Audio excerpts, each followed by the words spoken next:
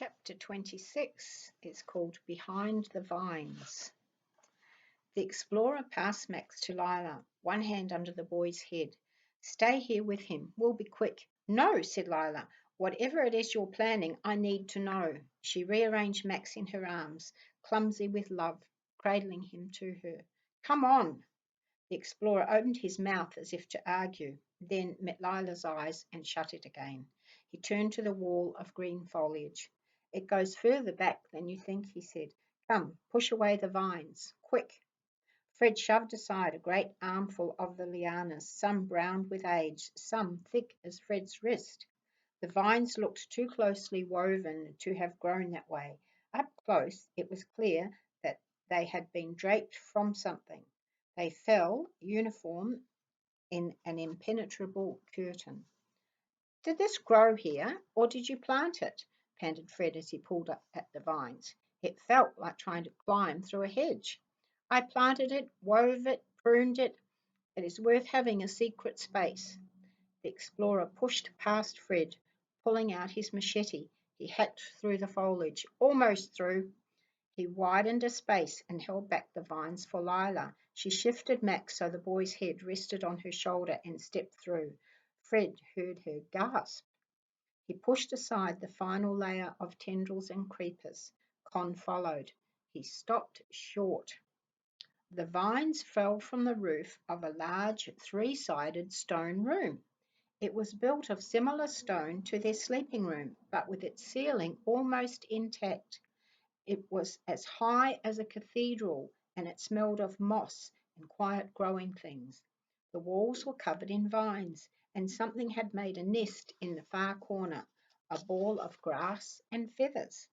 And in the middle of the bare earth floor, something shone yellow and chrome in the green light. An airplane, breathed Fred. Precisely. The explorer strode toward the plane. Come, quickly. They edged forward, clumped together, Lila's arms tight around her brother.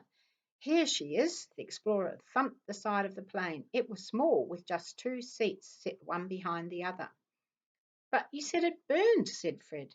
I did not. You assumed that. I said there was a fire, which is not the same thing. I was on a recon mission, and when she started to choke, we crash landed through the canopy, straight onto the stone city. Saved my life. It took 5 years to repair her. Very slowly, Con put out a hand and stroked the wing of the plane. I've been keeping the boulevard in between the trees clear of grass ever since I came, just in case. It will make a good runway. He stopped, corrected himself. It will make an adequate runway, I hope. We're going to fly home, said Con. Her eyes were shining. I am not. I can no longer fly. He smacked his wounded leg. You need both feet to fly a plane. You will fly. You want us to fly a plane? Asked Fred. Well, not all three of you. One of you. No, said Con. Never. Not possible. Absolutely not. We've already been in one plane crash. Have you any idea what the odds are on surviving two?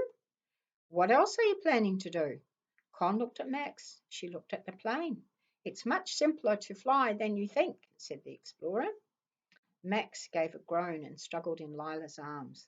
There is enough gas for one brief lesson and the journey to the hospital. Which of you will fly? Lila, as Max is your brother, you have first rights to it. I can't, said Lila. Her eyes were full of tears. I would, but I can't breathe when I'm near heights. Con, said the explorer. Fred? Absolutely no way in the world, said Con. I don't want to kill us all. The explorer looked at Fred. Fred looked at the plane. His insides were growing hot with the hope of it and cold with fear. His fingertips began to quiver. His ears were ringing. I can't, he said. Why not? Asked the explorer. The thing that makes driving dangerous is the other drivers. There will be no other planes. On one lesson, you'll have to learn fast. What if I crash? Said Fred. You will have to refrain from doing so, said the explorer. But you have not, I notice, said you won't. You have said only that you can't. I say you can. Fred, said Lila. Her eyes met his. Fred had never seen a person look at once so frightened and so brave. All right, said Fred, I'll try. Of course you will, said the explorer.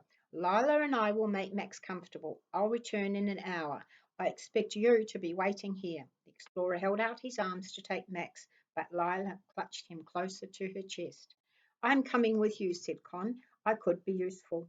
I care for my great aunt when she's sick. Don't waste time, said the explorer to Fred.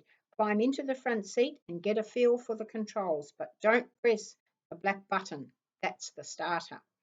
Do not recommend you try to fly through stone. And they turned and left Fred alone in the great stone cathedral with the waiting aeroplane.